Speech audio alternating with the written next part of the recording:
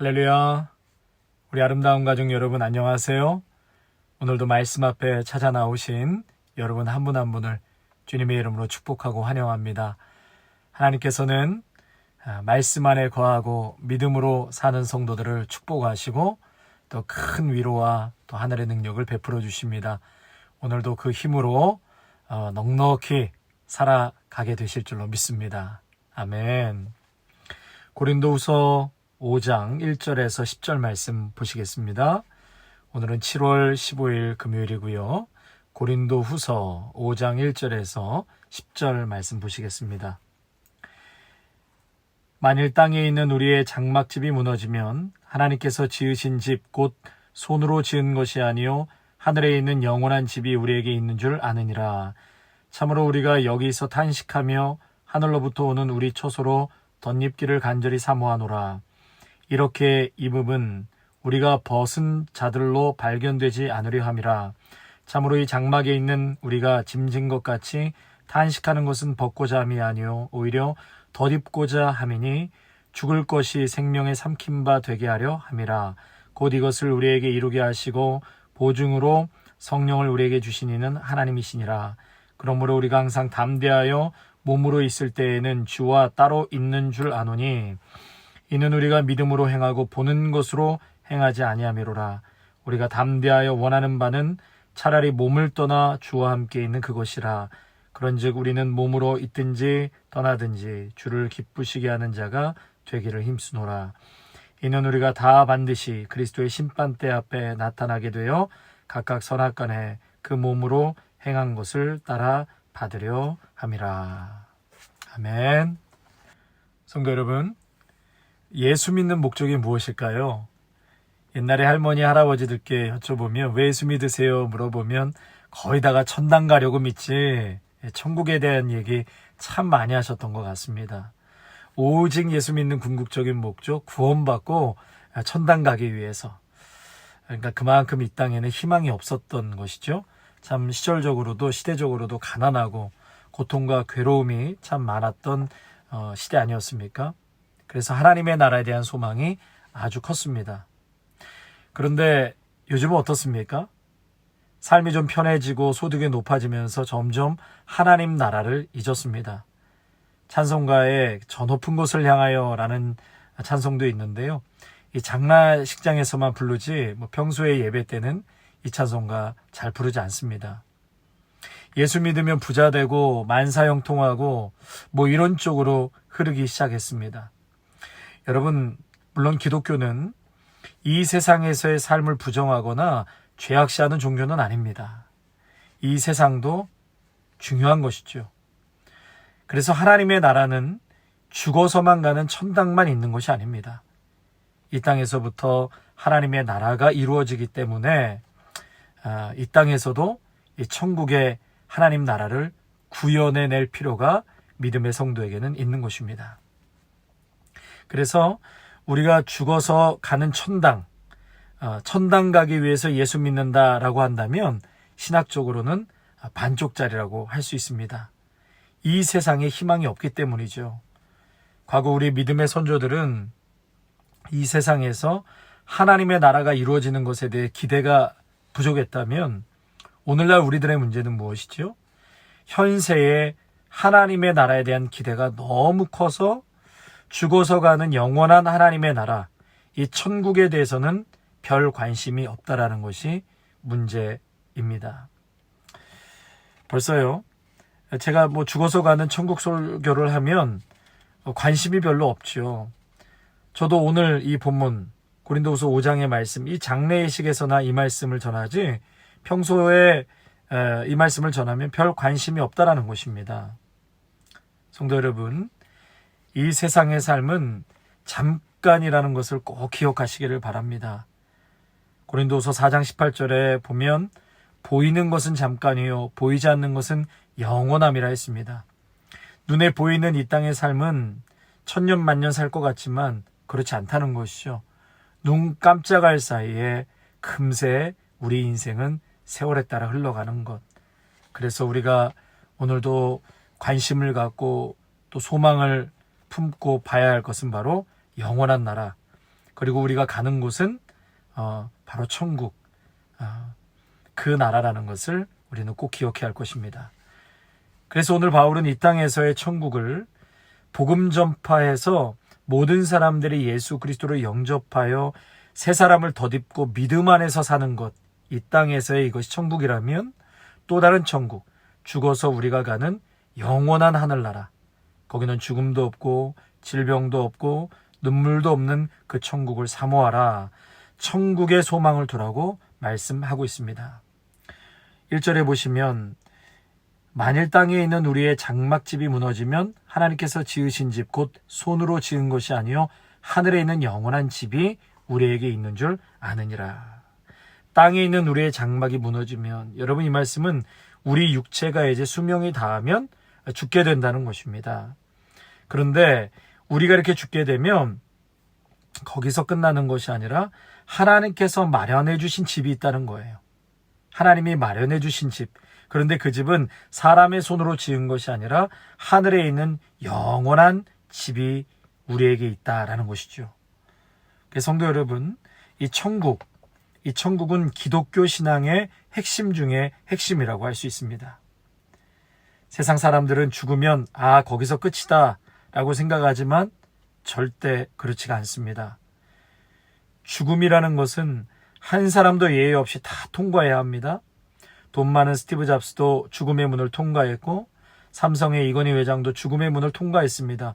누구도 예외가 없습니다. 그런데 문제는 이 죽음 이후에 하나님의 나라가 있다는 것이에요.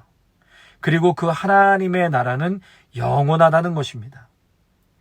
천국을 가냐 못 가냐는 죽음 이후에 결정되는 것이 아니라 이 땅에서 살아있을 때 결정되는 것입니다.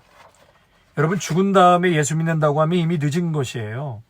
그때는 땅을 치고 후회해도 소용이 없습니다. 죽음 이후에 회개가 안 통하죠. 여러분, 노상전도할 때 기억나시나요?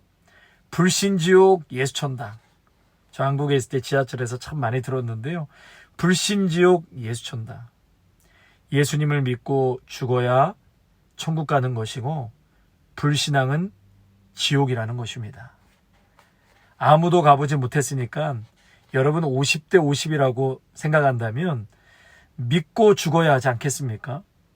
안 믿는 쪽으로 걸다가 진짜 지옥으로 가게 되면 여러분 그때 가서 후회해도 땅을 쳐도 소용이 없는 것이죠.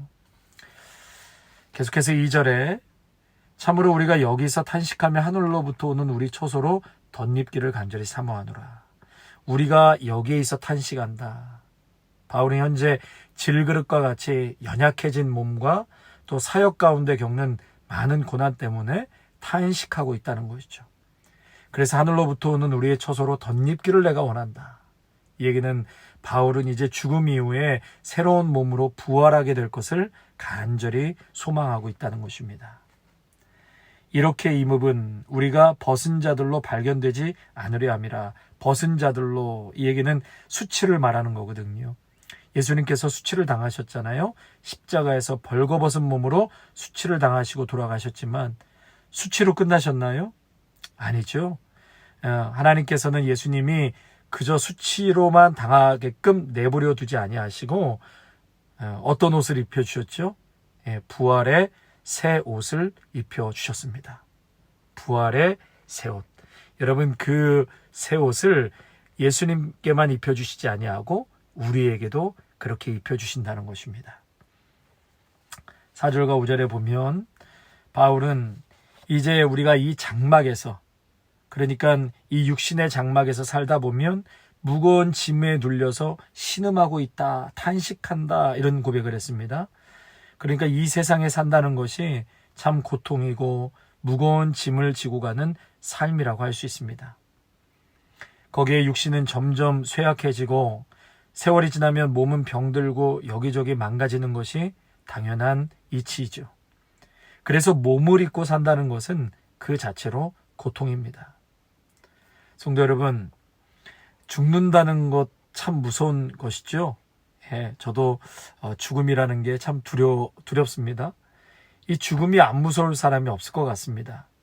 그런데 여러분, 더 무서운 것은 죽지 않는다는 것이 더 무서운 것 아닐까요? 죽지 않는다는 것. 죽음 이후에 또 다른 세계가 있는데 거기에는 영원이라고 합니다. 영원. 죽음도 없는 영혼. 여러분, 지옥도 영원히 있다고 합니다. 천국에서만 영원히 있는 것이 아니라 지옥에서도 영원히 죽지 않고 영원히 고통과 아픔이 있다면 여러분, 지금 육신의 죽음보다 더 무서운 것이 아닐까요? 그래서 바울은 8절에 우리가 담대하여 원하는 바는 차라리 몸을 떠나 주와 함께하는 그것이다. 내가 육신의 장막이 무너지는 것보다 더 중요한 것은 주님과 함께 있는 것이다 라고 말하고 있는 것이죠.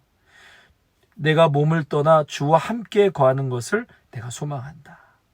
죽음 이유가 더 무섭지 않으려면, 성도 여러분, 죽음 이유가 더 무섭지 않으려면 오늘 예수님을 믿어야 합니다.